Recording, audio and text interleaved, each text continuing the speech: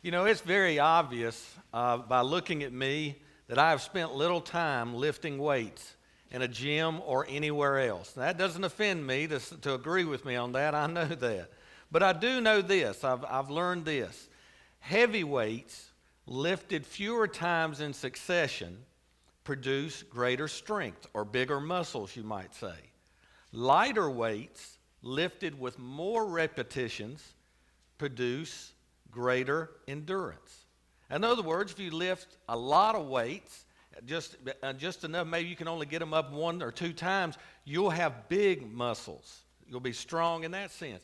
But if you work in the sense of lifting lighter weights many times and can do those repetitions many times in a row, it gives tone, it gives endurance. You know, and both kinds of muscles are very important. I'm not knocking one or the other. Both are very important. Then our study that we're doing right now called The Good Life, we've been studying the ingredients that are found in Galatians chapter 5, verses 22 and 23. And we're calling those the ingredients of the good life.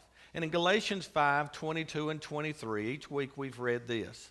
But the fruit of the Spirit is love, joy, peace, patience, kindness, goodness, faithfulness, gentleness, and self-control.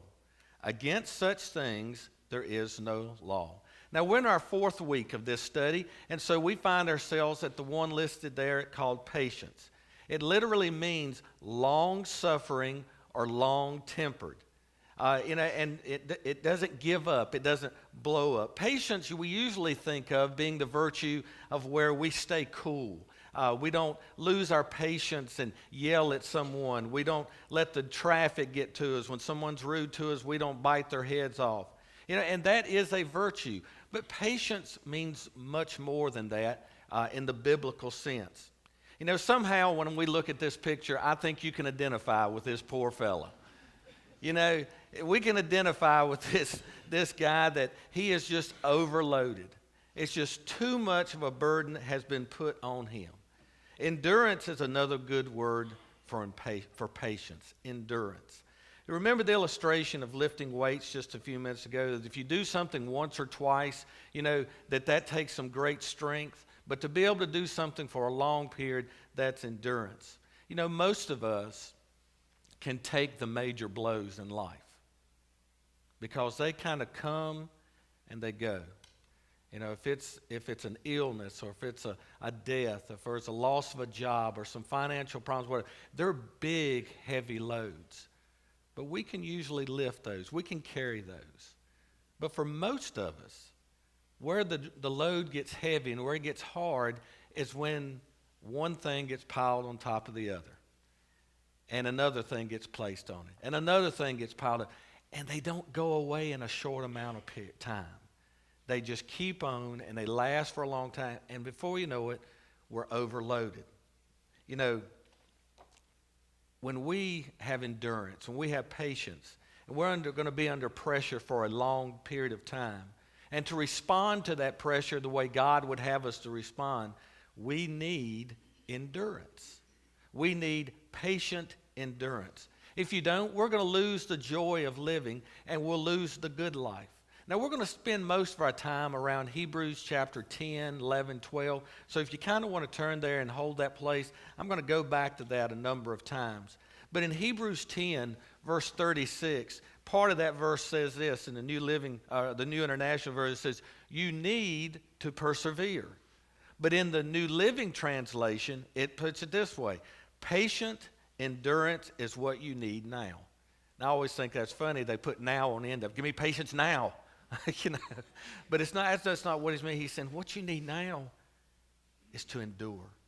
But why is this such a key ingredient to what the good life is? Why was the writer of Hebrews writing to these people and telling that you need to have patience now? You need to endure through this.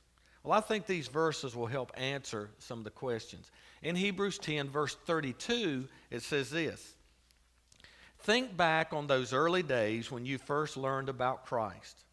Remember how you remained faithful even though it meant terrible suffering. And then he goes on in the next verses and alludes to what these people, these Christians, are going through. What happened was when they became Christians, there was terrible persecution, and they took it. There were many were thrown in prison, some were killed, their property was confiscated. They not only joyfully did that, stood up to that, but even if it wasn't happening to them, if it was happening to someone else, they sacrificed to help those people. And they did it. They stuck with it. But then something happened. When the persecution ran for a period of time, things calmed down. Life kind of got normal. The persecution kind of went away. And they lived a normal life. But now something's happening. The persecution is rising again. And so now, as it's rising again, they're beginning to question, can we do it a second time? Is it worth going through this suffering again? And so in verses 35 and 36, it says this. He says, so do not throw away this confident trust in the Lord. Remember the great reward it brings you. Patient endurance is what you need now. That's where we read just a minute ago. So that you will continue to do God's will. Then you'll receive all that he has promised. And he's saying to these people, I know it was bad. I know it got better. And now it looks like it's going to get bad again. But don't give up on the journey because it's not over. Don't throw it away. Don't let it go. Don't give up. Now today, you may be sitting here thinking, patience is definitely not one of my gifts. Endurance is not one of my gifts. And I understand that. But we do need to understand that it is a gift from God, but it is a gift we must work every day of our lives. We must put it to work. We have to work it. If you want the good life, then you've got to develop patient endurance. It has to be present in our lives. Now, I want to share some strategies that are found right through there in Hebrews that I think maybe can help us develop that patient endurance. First one is this: embrace your adversity.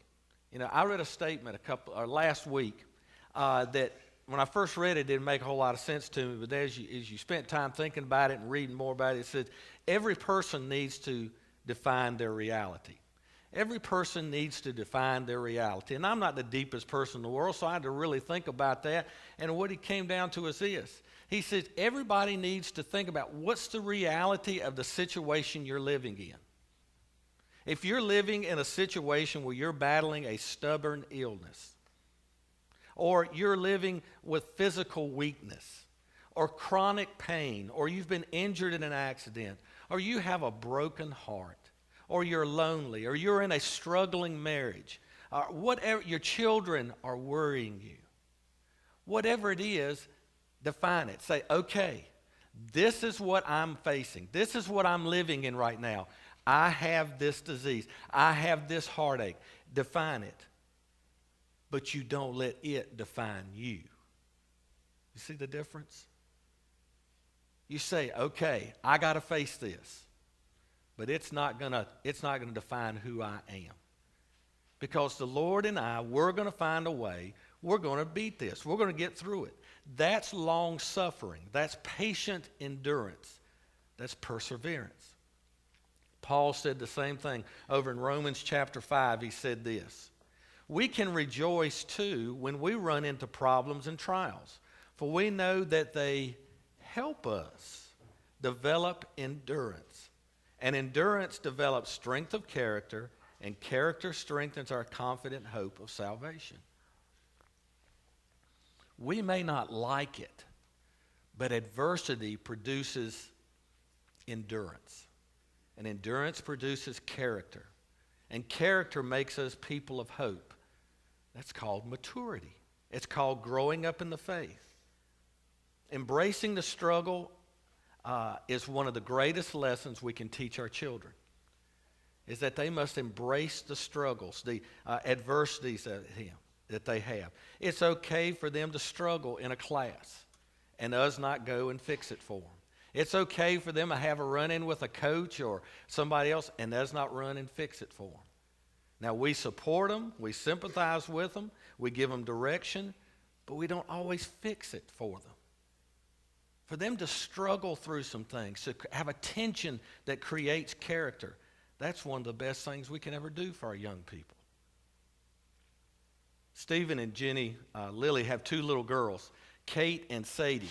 And Jenny sent us a couple of pictures here over the time. And starting up the top left-hand corner, this is the youngest one, Sadie, trying to crawl into the little chair that Kate has and can just sit in just so easily.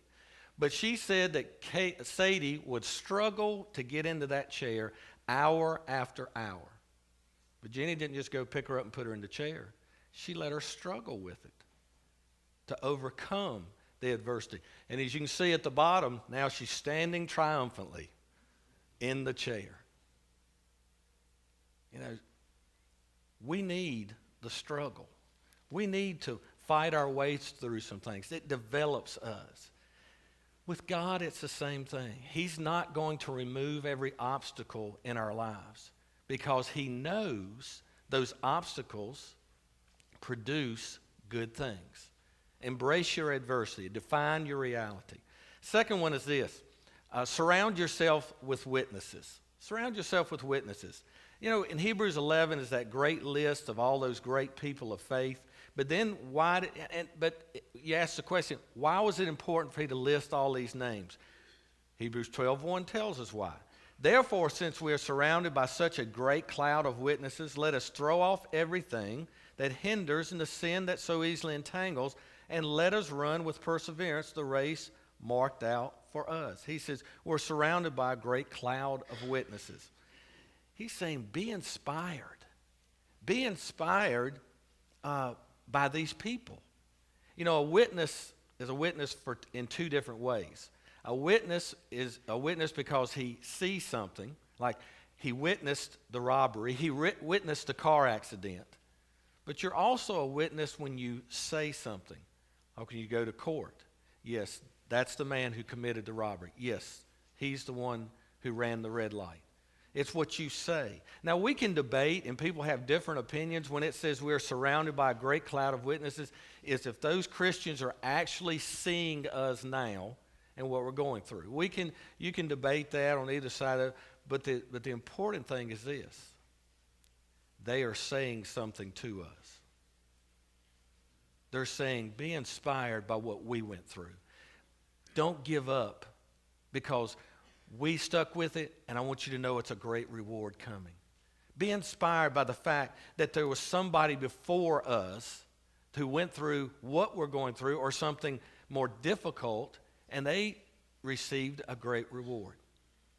Now, I've been around here long enough and talked enough that you know who my favorite sports teams are. And I'm not saying they're the best teams or whatever, but they're just my favorite teams. If you go to a Carolina basketball game, there's one of the things that during a timeout they have up on the big screens. They'll have all the different players who have come through there and did great things. And I'm sure every college does this, you know. But it'll say, I'm Danny Green and I'm a Tar Heel. I'm Tyler Hansbrough and I'm a Tar Heel. And they go through this whole list, and you know who always the last one is? Michael Jordan. I'm Michael Jordan, and I'm a Tar Heel. And everybody just goes wild. You know why they do that kind of stuff? It's inspirational. It inspires you to say, these are the greats who came through here and played here. And that's inspiration to the players, but it's also to the fans. And like I say, every great organization, school does those type of things. There are plenty of Christian witnesses to inspire us, to surround ourselves with in the Bible and in your life. So surround yourself with those people. Third thing is this. Get rid of what's holding you back. Just get rid of it. If something's holding you back, breaking the momentum. I want to just tell you this. When I was a young kid, maybe even just starting to get up into that middle school range, and the Olympics would come on, especially the Summer Olympics. And you got to remember, back in this day, you didn't have all the media coverage that we have of everything today.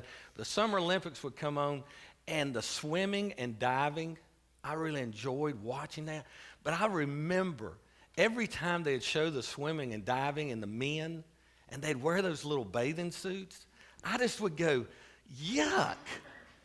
I go, I wouldn't do that for anything in this world. I mean, I come from the generation that you swim and cut off jeans. Anybody remember you go swimming and cut off jeans, you know? That's what you wear. And I go, why don't they wear cut off jeans, you know? But then I learned that the reason they wear those tight, small bathing suits was to get rid of any drag and resistance in the water. It was all about getting rid of anything that would hold you back. And then I learned that the runners, the long-distance runners, you know, what they would do to cut out a 1/16 of an ounce off of the weight of their shoes and stuff like that. You go, what difference could that possibly make? Well, when you're running 26 miles, everything counts. Everything matters. That's endurance. They're getting rid of the seemingly small things that become huge things when they're repeated over and over. Hebrews 12:1. Let me go back to that again. It says, let us throw off everything that hinders and the sin that so easily entangles. This is a verse about self-examination. This is about getting in the mirror, just you and that mirror, you and God, you and the Word of God, and saying, what's holding me back? What's breaking my momentum? What keeps me stuck in this same old place all the time? The problem that the people were having here that the writer of Hebrews was writing was unbelief had creeped in. They were beginning to question, you know, is it really worth it? They didn't know if they wanted to face the trouble again. They had taken their eyes off of the prize. You know, unbelief in any form attacks your confidence. Not in yourself, but your confidence in God. And it happens so subtly that we become self-centered instead of Savior-centered. It's so easy for it to happen and get our eyes on us. And then a very close cousin, I'm not saying it happens to everyone, but a close cousin to being self-centered when we start looking at ourselves is we begin a little self-pity. We start feeling a little sorry for ourselves. And every one of us do that at times. And we start thinking, why did it have to be this way? Why couldn't it have been this way? Does it have to always be so hard? Does everything have to be so difficult? And then it's very easy to make poor decisions and even give up. Now, I'm not saying that if you've ever felt sorry for yourself or if you've ever even gotten down in the dumps, I'm not saying you're a terrible Christian because I've been there. I know every week you're going, why does it have to be this way? Why can't things just be easier? But what I am saying is what Hebrews 12 is saying, is when those thoughts come in, when those emotions, cast them off. He says throw them off. So it's time for self-evaluation and start saying, is it a habit? Is it a particular sin? Is it an attitude? Is it a person or a group of persons who's holding me back? And then it's time sometimes to clean house, to retool, and start over again. It's time to look in the mirror. Another one is this.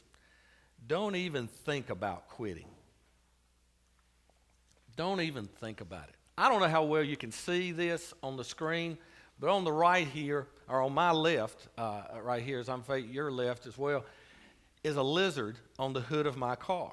Now, that's no big deal. I mean, that's nothing, big, because all of you have had a little green lizard crawl up on your car at some time or another. But what is significant about this lizard is he got on the hood of my car and my house, rode to the church with me. I went in the office. When I came back out, he was still there. We rode to town together. And I just took my phone, I snapped a picture of the speedometer as we were going along. He's hanging on at 60 miles an hour. You know, he was just, he was hunkered down the hood of that car. And I just thought about that. I says, man, that's holding on.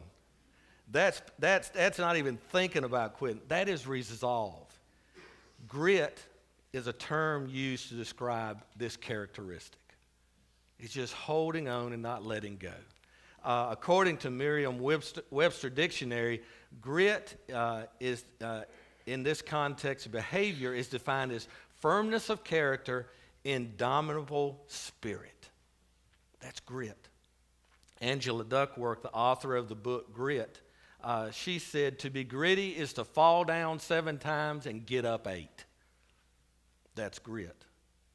13 times in Hebrews it says, let us. Let us. What he's saying is that's about a choice. He's saying, make the decision. Make the choice that you're going to get up, that you're going to get rid of the things that's holding you back. Let me go back again. I know we're repeating, but these are so good to hear. Verses 35 and 36 of Hebrews 10. He says, so do not throw away. He says, don't throw this away, this confident trust in the Lord. Remember the great reward it brings you.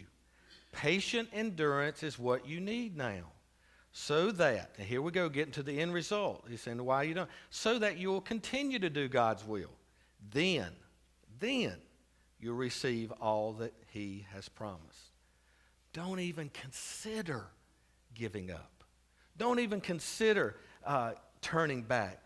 Don't throw it away. He says, don't waste what you have here. And when those thoughts come in, get them out of your mind. Do what you got to do to move on for that. It's not an option. And the last one is this. Never stop achieving. You know, all of us make plans. All of us make plans. That's part of being human. That we plan, I'm going to retire at this age. We're going to go here. We're going to build this. We're going to buy that. Our kids are going to do this. Our grandkids. And we go through and we have all these plans. You know, and sometimes they work out and sometimes they don't. And when our plans don't materialize, it can really cause a lot of pain. It can cause a lot of discouragement. We become disillusioned. And the Christians he was writing to here in Hebrews, they weren't planning on persecution coming back. They had been through that. Those bad days were behind them, and now life had become. They weren't planning on this happening, but it did. And he not only told them to just endure it, to get through it, but he said, don't stop doing what you've been doing. Don't stop achieving. That's one of the interesting things about all those people listed in Hebrews 11. These great Christian people, these great followers of God, is that when you read through it, they never stopped achieving. Not until they left this world. They were always doing something. Erich Weinmeier climbed to the mountain top of Mount Everest. Now, he wasn't the first to accomplish this task. Others have done it. But he was the first blind person to ever climb Mount Everest. After this history-setting achievement, when they were descending Mount Everest, the team leader told Erich this. He says, Erich, don't let Everest be the greatest thing you ever do. What? A blind man had trained years to climb Mount Everest. He's just done it. He's coming down the mountain, and the man who led him, he says, don't let Everest be the greatest thing you ever do. Erich took that to heart. He trained for 6 years and became the first person who had ever solo kayaked the rapids that run through the Grand Canyon. 277 miles of rapids. And he did that on his own. But he didn't stop there. In Erich's mind, he says his greatest accomplishment was the founding of the organization No Barriers. It's an organization dedicated to helping people, challenge people get that next rung, reach the next rung on the ladder, to add energy and passion to their lives. After 12 years of operation, No Barriers has helped over 5,000 people annually to see their dreams. Injured soldiers, amputees, stroke victims, mentally challenged people to do things that they never even dreamed they could do, much less anyone else. Never stop achieving. You know, and I read something like that, and I'm so inspired by a man like that. I think about, I'm not climbing any mountains. I'm not going to kayak the rapids of the Grand Canyon. And most likely you're not either. But we can keep on achieving. Christians never retire. We can retire from our job, but we never retire. If you want the good life, you never retire. We just keep on achieving. We keep on doing something for the Lord. You may think that you've gotten to the age or the place in life that you can't do the things you did before. And maybe you can't. But I think about if you used to work with young people and maybe you're at that place where I don't have the energy or whatever to work with young people again. But you can sponsor a child some other place of this world. You spend something like $30 a month and you give them food and clothing and the Word of God. You can do that at any age. You may not could be an Olympic swimmer, but you can do some great things. We all can. Just never give up achieving things. Patient endurance. Isn't that a great phrase? Because that's exactly what it said Jesus did. It said he endured the cross. And it says, it even tells us why. Because he saw the joy at the end. The joy that was set before him. And then it tells us, consider him. In other words, think about what he did. Be inspired by what he did. And therefore, we do not give up.